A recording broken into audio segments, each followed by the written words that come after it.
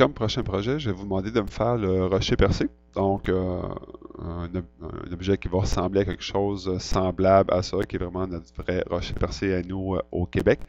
Donc, pour pouvoir faire cette image-là, ce que je vais choisir en premier, je vais me choisir un île. Et cette fois-ci, je vais venir cliquer sur le E qui va être mon éditeur de terrain.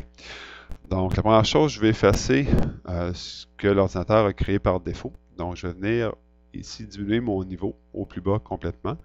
Je vais venir grossir mon cercle. Et finalement, ici, au niveau de la dureté, je vais venir mettre quelque chose de très dur. Et à ce moment-là, on voit que j'ai effacé complètement. Donc maintenant, je vais vouloir recréer mon rocher percé, donc faire la forme. Ce qui est bien important, c'est que je ne dois pas sortir ici à l'extérieur. Lorsque je vais le faire, je dois rester ici à l'intérieur. On voit que de cette façon-là, il va rester du noir de chaque côté. Puis je vais m'en venir en diagonale jusqu'ici sans, encore une fois, sortir à l'extérieur pour que ça puisse fonctionner. Donc je vais revenir monter mon niveau au sommet. Donc je viens me positionner et à ce moment-là, je fais donc mon rocher.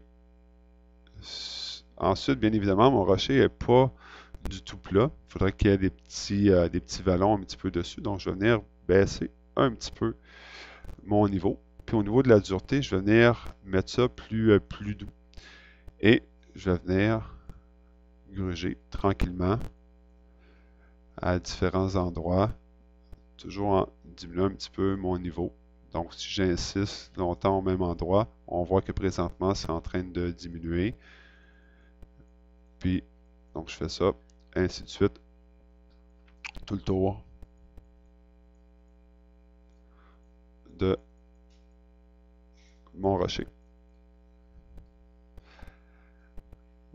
Je peux aller voir ce que ça a l'air. Donc, on voit maintenant la forme commence à apparaître. Si je veux faire en sorte que ce soit un petit peu plus haut, ben, je peux venir monter un petit peu la hauteur. Fait qu'on voit que la forme présentement n'est pas complètement droite. Ce qui me reste à faire, c'est faire une séparation au niveau de mon île. Donc, je vais revenir sur mon éditeur de terrain. Je vais venir diminuer mon niveau au plus bas. Je vais venir mettre ma dureté quasiment au maximum. Puis, on va diminuer un petit peu la hauteur, la dimension. Et voilà. Et là, je viens couper une partie. Donc, je fais mon petit rendu. On voit que ma partie, justement, elle est coupée. Dernière étape, ce serait de mettre une texture, de faire un trou, puis de rajouter de l'eau. On va rajouter de l'eau. Mon rocher est peut-être un petit peu trop petit. On va venir augmenter la hauteur. Ensuite, on va lui appliquer une texture.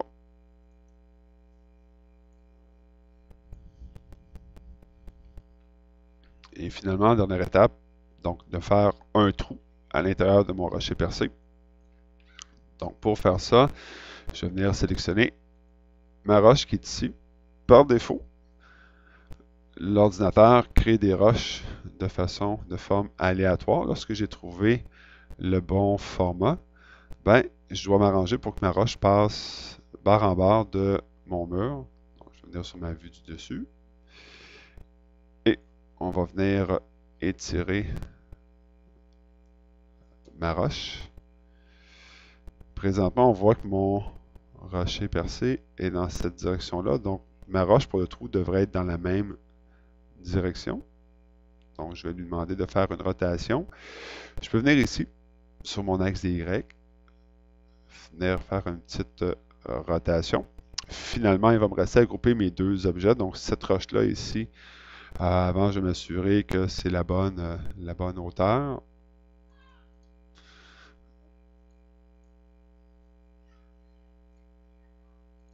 Donc, on voit que ça passe. Peut-être grossir un petit peu parce que c'est un petit peu trop petit. Donc, on voit que ça va passer barre en barre. Donc, maintenant, je dois mettre cet objet-là en négatif. L'objet, ici mon rocher que je veux qu'il soit visible, lui, je vais venir le mettre en positif. Et finalement, je vais grouper mes deux objets ensemble. Donc, j'en sélectionne un, j'appuie sur Shift et je viens sélectionner l'autre. Et finalement, je vais le grouper. Et mon trou est fait. Le trou, on voit qu'à l'intérieur, c'est gris.